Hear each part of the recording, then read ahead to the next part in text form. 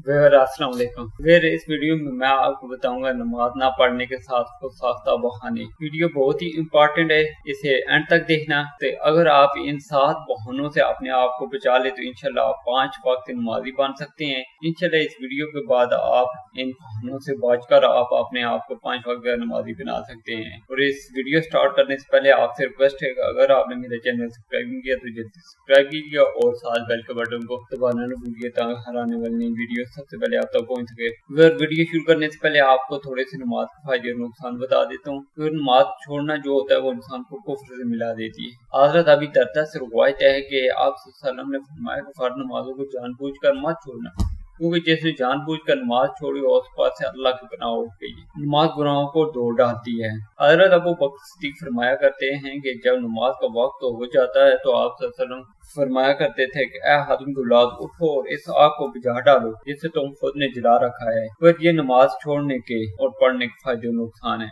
इसके बावजूद हम नमाज के वक्त मुख्तलिफ बहाने डालते हैं। वो 7 बहाने कौन से जो हम नमाज न पढ़ने के लिए डालते हैं, उनमें नंबर 1 पे है मुझे टाइम नहीं मिलता। जब किसी को नमाज का हो तो वो कहता है कि काम इतने ज्यादा है, टाइम ही नहीं मिलता नमाज पढ़ने का। नंबर 2 पे मेरे कपड़े नापाक हैं, या फिर वो बहाना डाल देता है कि कपड़े नापाक हैं, कपड़े दूसरे पहनूंगा फिर शुरू करूंगा, कल से शुरू करूंगा।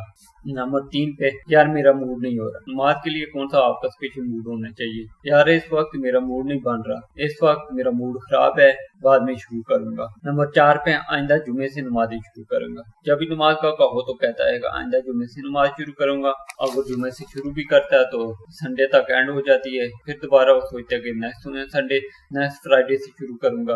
नंबर 5 पे आप चले मैं आता हूँ। जब भी कहो नमाज शुरू करते हैं तो आओ मस्जिद को जाते हैं, तो नमाज के लिए तो आगे से जवाब आता है आप चले मैं आता हूँ, या मेरा थोड़ा सा काम ये करके मैं आता हूँ, या आप जाओ मैं पहुंचा। नंबर 6 पे मैं चला गया तो दुकान काउंटर या ऑफिस कौन देखेगा। जब नमाज का कहो तो आगे से जवाब आता है या दुकान पर कोई नहीं है, जबकि दुकान बंद करके भी जा सकते हैं। 3-4 घंटे का काम सिर्फ 15-20 मिनट का काम है। नंबर 7 पे कोशिश कर रहा हूँ अब दुआ में याद रखना। आगे से जवाब आता है जब किसी को नमाज का कहो तो यार कोशिश कर रहा हूँ शुरू करने की, पर हो नहीं रही, इंशाल्लाह कल सुबह से शुरू करूंगा, आप दुआ में मुझे जरूर याद रखना। अगर ये 7 किस्म के बहाने हैं जो हम नमाज के लिए डालते हैं, जो कि अजीम इबादत है, जो किसी सूरत भी माफ नहीं। हमें कोशिश करनी चाहिए कि इन बहानों से अपने आप को बचाएं और 5 वक्त की नमाज पढ़ें। फिर वीडियो अगर अच्छी लगी तो इसे ज्यादा से ज्यादा लाइक और शेयर कीजिए।